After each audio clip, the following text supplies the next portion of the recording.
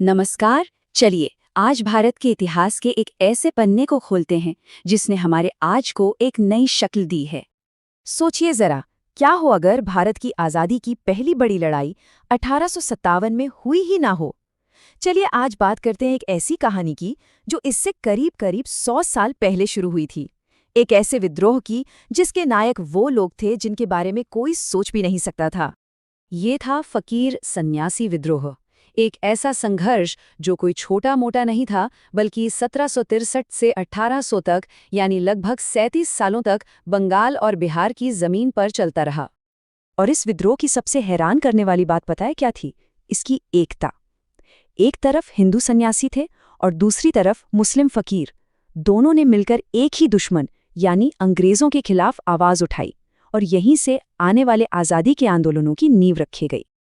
अब सवाल ये उठता है कि ये विद्रोही थे कौन? क्या ये कोई राजा, महाराजा या सैनिक थे? नहीं, ये तो साधु संत थे, वो लोग जिनका समाज में बहुत सम्मान था।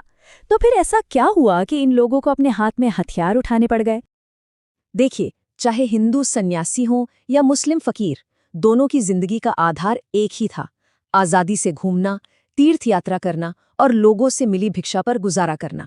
और अंग्रेजों ने ठीक इसी चीज पर हमला किया। ये विद्रोह किसी एक वजह से नहीं हुआ, ये तो कई जख्मों का नतीजा था। पहले अंग्रेजों ने जमीन पर इतने भारी टैक्स लगाए कि सबकी आमदनी ही खत्म हो गई। फिर उन्होंने तीर्थ यात्राओं पर ही रोक लगा दी।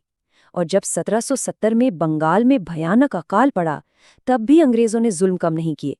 उन्होंने इन साधु संतों को लुटेरा कहना शुरू कर दिया, उन्हें पकड़ा, मारा पीटा। बस यही वो पल था जब सब्र का बांध टूट गया।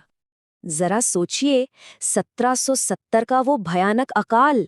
अंदाजा है कि करीब 1 करोड़ लोगों की मौत हुई थी।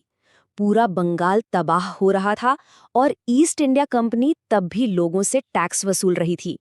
इससे ज्यादा क्रूरता और क्या हो सकती थी? और फिर 1763 में विद्रोह की आग भड़क उठी। फकीरों और सन्यासियों ने मिलकर अंग्रेजों की चौकियों, उनके खजानों और अफसरों पर हमले करने शुरू कर दिए। जिन हाथों में कभी मालाएं होती थीं, अब उनमें हथियार थे। इस विद्रोह को चलाने के लिए कई बड़े और करिश्माई नेता भी सामने आए। चलिए कुछ प्रमुख नामों पर नजर डालते हैं।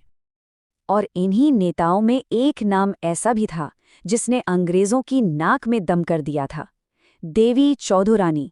उत्तरी बंगाल में सक्रिय ये महिला नेता अंग्रेजों के लिए एक बहुत बड़ी चुनौती बन गई थी। इन विद्रोहियों की सबसे बड़ी ताकत थी उनकी लड़ने की तकनीक, गुरिल्ला युद्ध। वो क्या करते थे कि अचानक अंग्रेजों के खजानों पर हमला करते और फिर तेजी से जंगलों में गायब हो जाते।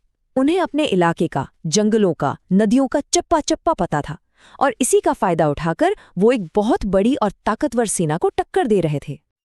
अब ईस्ट इंडिया कंपनी इस चुनौती को ज्यादा दिन तक नजरअंदाज नहीं कर सकती थी, तो उन्होंने भी पूरी ताकत से पलटवार किया।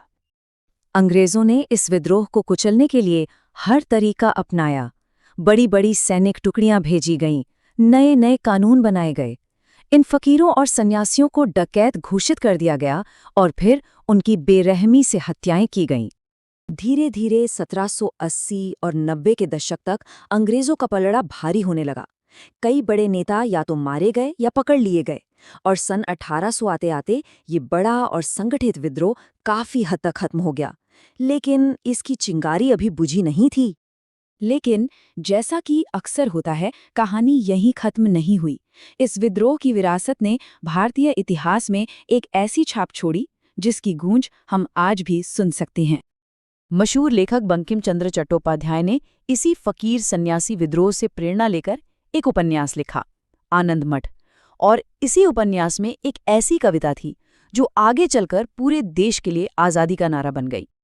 जी हाँ, हम बात कर रहे हैं वंदे मातरम की।